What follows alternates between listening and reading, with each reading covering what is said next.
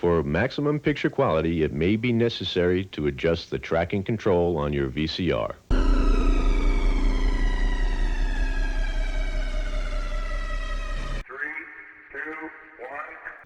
This is a Nightline Friday night special. Day 10, or 11 if you're counting Election Day, and it just gets more dizzying. Neither Governor Bush, the plaintiff's motion is denied, nor the Florida Secretary of State, the court has entered an order accepting jurisdiction, nor I will be the arbiter of this election. The spinning has become gyroscopic. The man who was down is up. The court applied the rule of law objectively and fairly. And then back down again. The court issued an order that neither side requested. That is why the decision just announced by the Florida Supreme Court is so important. Tonight, the counting goes on as the Florida court takes control. The nation waits. From ABC News, this is Nightline. Reporting from Washington, Ted Koppel.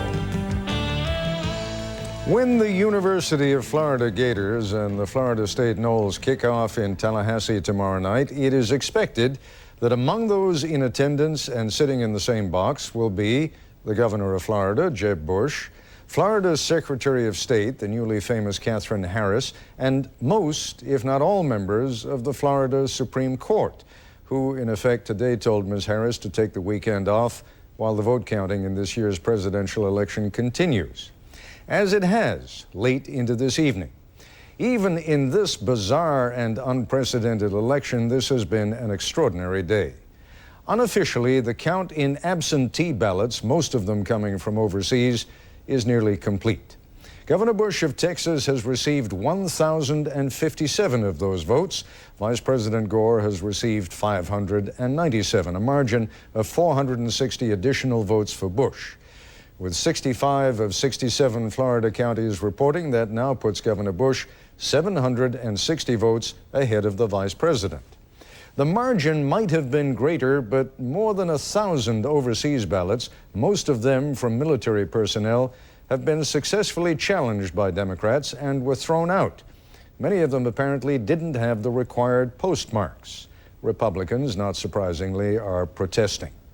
Meanwhile, the hand count of all votes cast in 3 Florida counties continues, a process that is expected to benefit Vice President Gore, if, that is, those votes are ultimately accepted by the aforementioned Florida Supreme Court, which will address the issue on Monday. Is this any way to elect a president? It is this year. Details now on this remarkable day from Nightline correspondent Michelle.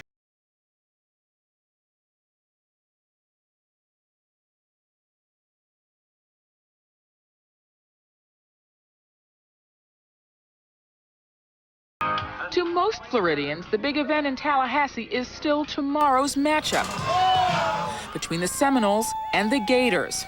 But today, day 10 in the waiting game for the presidency, the action was not on the football field, but in the courtroom. Good morning, ladies and gentlemen. I have the ruling from Circuit Judge Terry Lewis. The Bush campaign scored big early in the day. It is ordered and adjudged that the plaintiff's motion is denied, with a ruling in the Florida Circuit Court that Secretary of State Katherine Harris could certify Florida's vote totals tomorrow, as she had pledged to do, without waiting for the ongoing hand recounts as the Gore campaign wanted. The spin machines of both campaigns immediately went into high gear. Gentlemen, I have just spoken with Governor Bush and Secretary Cheney. They are understandably pleased with Judge Lewis's opinion. The rule of law has prevailed. The plea that I have is that we take time, that we wait just these few days necessary to reach a result that will enhance the legitimacy of the next president of the United States. And the good news is that by midnight tonight, those votes will all be in, and tomorrow morning we'll all know, and we won't have to ask if anymore. We're disappointed with the decision, obviously. We disagree. We're going to be appealing to the Supreme Court of Florida. And late this afternoon, that state Supreme Court handed the Gore side an important victory, at least for now. The court said Harris may not certify the results until the court has a chance to consider the issue. Cases are consolidated and will be heard simultaneously. Arguments will be at 2 p.m. Monday. The vice president quickly responded.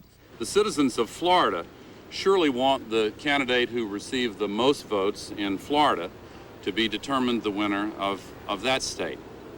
That's why I'm very pleased that the hand counts are continuing. They're proceeding despite efforts to obstruct them. And that is why the decision just announced by the Florida Supreme Court, preventing the Florida Secretary of State from certifying the election results tomorrow, is so important. And late today, the U.S. Court of Appeals in Atlanta also refused to stop the hand counts. Bush supporters in Florida had argued that the count is unconstitutional. All right, let's proceed. And so the recounts continue. In West Palm Beach, in Broward, where yet another lawsuit seeking to stop that count was also dismissed this afternoon. What kind of nonsense is that? And this is not the way we do it in this country. And in Miami-Dade, election officials held an emotional hearing to decide whether to start a recount in the state's most populous county. I am going to say yes to a manual recount. I'm going to vote no. The supervisors voted 2-1 to begin a recount just days after having refused to do so. Because of their loss a few days ago, attorneys for the Democrats decided to change their strategy today. They asked the canvassing board only to recount the ballots of 10,750 undervotes. But the Republicans objected and said the law didn't support a partial recount. And the board agreed. But then what a surprise when 2 of the 3 board members said, let's count all of the ballots in Miami-Dade County. And now some people here are anticipating many more long days of counting. I don't think working 24 hours a day we could accomplish it by Thanksgiving. By noon tomorrow, though, all the absentee ballots should be counted. The Bush camp will know whether, as expected, Mr. Bush has expanded his lead. And the Gore camp will know how many votes they need from the recounts. And Floridians will be free to focus on what really matters, whether Florida or Florida State comes out on top. This is Michelle Martin for Nightline in Washington. And when we come back, we'll hear from our correspondents covering both campaigns, and a little later in the broadcast, a woman who says she stole 100,000 votes legally. This is ABC News Nightline, brought to you by Sears.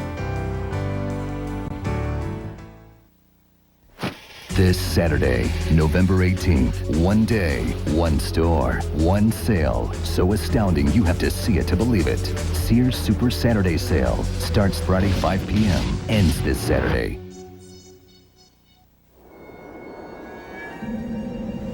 My brother's son said he had an idea that would make us rich. That funny-looking kid said that. Said we can use the internet. The internet? We ain't selling books, we're selling feed, and we already sell every ranch in the county. Harlan, you ever been outside the county?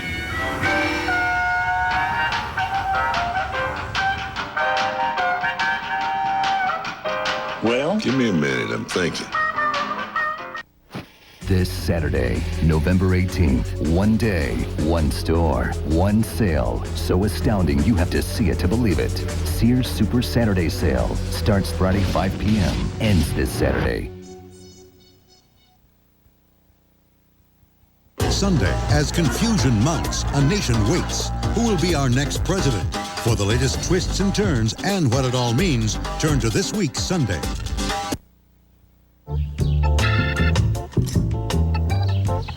If you want to make your neighbors jealous, you could buy an expensive car. But if you really want to make them jealous, buy a Saturn L Series and save your money.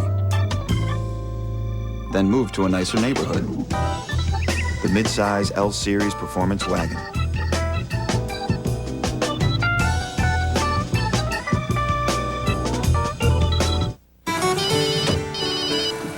Hi, where are you? I'm on my way home. What should we do about dinner? I'll take care of it. I'll be home in 10 minutes. I've got us some dinner. How about some food worth slowing down for? Hi. Hi. Like the Market Feast, a whole double marinated chicken, 4 regular sides, 3 cornbread, and a whole apple pie for just $12.99. And place your Thanksgiving orders today, and don't forget that Boston Market caters. Boston Market, slow down. And joining us now live from our Chicago Bureau, University of Chicago constitutional law professor Cass Sunstein. From Austin, Texas, ABC's Dean Reynolds, who's been covering the Bush campaign forever and ever. And here in Washington, ABC's Terry Moran, who's been doing the same on the Gore campaign. And let me start with the two of you. Dean, I have a feeling that the Bush people must feel as though they were trapped on an elevator in the Empire State Building. It's up, it's down, but you can't get off. The day started off with high fives, I understand, right? That's right. They were really high. They were very happy. They were. It was a very suspenseful moment there as they waited for that decision from Judge Lewis to come in. And when it did come in, it was a huge, happy surprise for them. Of course, now they claim to have expected it all along. But yes, there were high fives, and then only to have it all fall apart later in the day when the Supreme Court decision came in. And boy, it was very hard to get any of them on the phone after that decision came in, because they all huddled together and tried to work out some way of finding daylight out of that decision. Terry, is it that way on both campaigns? Is it that way with the Gore campaign too? When things are going well, they're calling you, and when things are going badly, you can't get them on the phone? Exactly, very much that way. I'd say there is one difference though. The Gore people have stopped pretending that they expected any result. Their heads are spinning and they admit it. When they're down, you can't get a hold of them. If you do get a message from them, if you do get a hold of them, they're very low energy, kind of determined to soldier on. And then an hour later with the next ruling that comes out of one of these courts, they're just sky high, like a Disney character almost, kind of giddy with energy. But they aren't pretending that they know what's going to happen next. Professor Sunstein, speaking of pretending to know what's going to happen next, what is the Florida Supreme Court going to do on Monday? What exactly is the issue that the court is considering? Well, the issue is whether the Secretary of State has abused her discretion in refusing to consider the manual recounts. She has decided that the manual recounts won't be admitted unless you can meet the standards that have to be met for having a new election. And how high are those standards? Really high. It means you have to show something like a machine not working or a hurricane. We know there wasn't a hurricane, or a fraud, and no one's accusing anyone of fraud. So that standard is very tough, and there's a good argument, not to say a convincing argument, but a good argument that it's an abuse of discretion to have such a tough standard. But the issue which I guess the Gore people would be pushing, I don't know if it's a good legal issue, is when a vote is this close, 100 million votes nationwide, and it comes down now to the question of whether all the votes are going to be counted in Florida. Doesn't that rise to the level of emergency of some kind or another in the eyes of the law? Well, there's no emergency rule in Florida law. There's a kind of vague provision that says that she may refuse to consider late manual recounts. Now, her decision to refuse to consider them has to be reasonable. It doesn't matter if it's an emergency or not. And I think what the Gore people will say is that it's unreasonable because it's the standard used for holding a new election, and that's too tough. What the Bush people will say is that really she's the Secretary of State, she gets to decide. It's not arbitrary, it's tough, but it's reasonable. Dean, why were they so, over there on the Bush campaign, so eager? I mean, I can understand that everybody's eager to have it over with, but there was a particular reason, wasn't there, that they really wanted it to be done now, today, tomorrow at the latest? Absolutely. As these partial hand recounts, or whatever you want to call them, come in, and they are being leaked to the press over the weekend, the nightmare scenario for the Bush campaign was that Gore would eventually top Bush. The worst thing for them is any count, whoever's count, the AP, Reuters, whoever. To have Gore suddenly ahead of Bush would be a disaster for them. So they wanted that certification on Saturday, and then they were going to walk. Terry, 760 votes is the difference right now between the two of them. Bush is ahead by 760 votes. That doesn't seem insurmountable, but the discrepancies that have been coming back as they are counted, sort of vote by painful vote, makes it seem as though that may be too high a mountain to climb. It does, Ted, and although the Gore people will tell you that their folks on the ground in the counting rooms are promising that there's going to be a lot of votes, I've heard from 800 to 1,300 is what the Gore people say they can get out of these hand recounts. It's not showing up in the counts so far. Now, Professor Sunstein, let me come back to you. Let's say, for the sake of argument, that the Gore people get what they are projecting they're going to get. 800 and something, 900. That would mean, since Governor Bush is now ahead by 760, that this race ultimately would be determined on the basis of 150, 200 votes. I can't believe that there aren't going to be further appeals by no matter which side it is at this point. Is there anywhere else to go? Not really. Florida law resolves this. We have good evidence today that federal law won't get involved. So if it's 5 votes or 10 votes, the winner is the winner under Florida law. And what about Congress? Does Congress get into this at any point? No, because under federal law, the state law ends up resolving the question. So Congress is probably going to want to get involved in this, but it's unlikely it's going to be able to. All right, Terry Moran, you're shaking your head a little bit. Careful, this guy's good.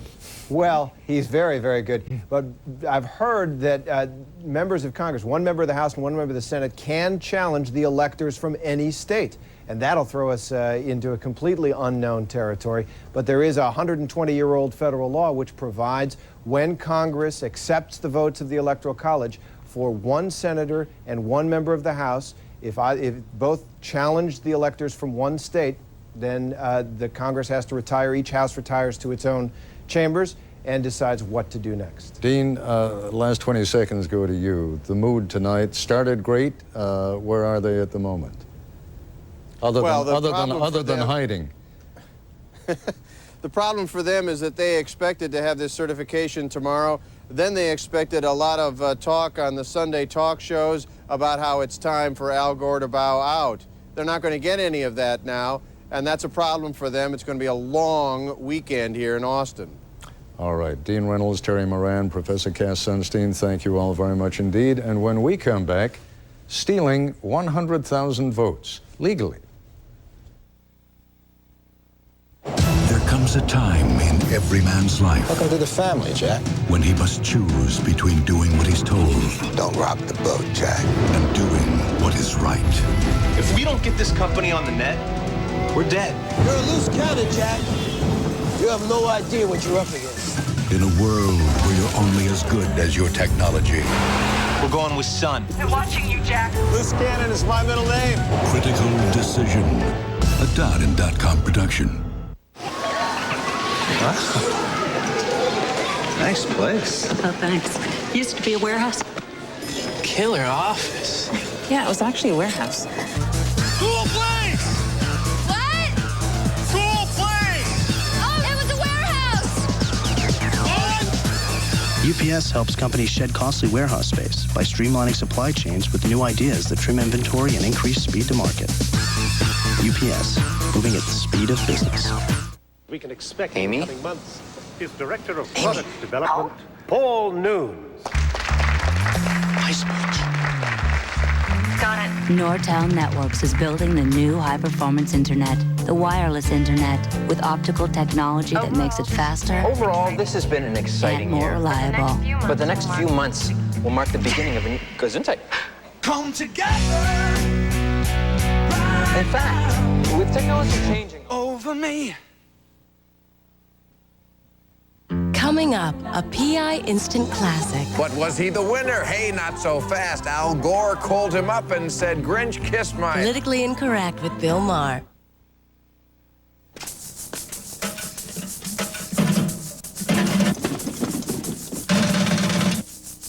Don't you wish everything was as dependable as a Chevy?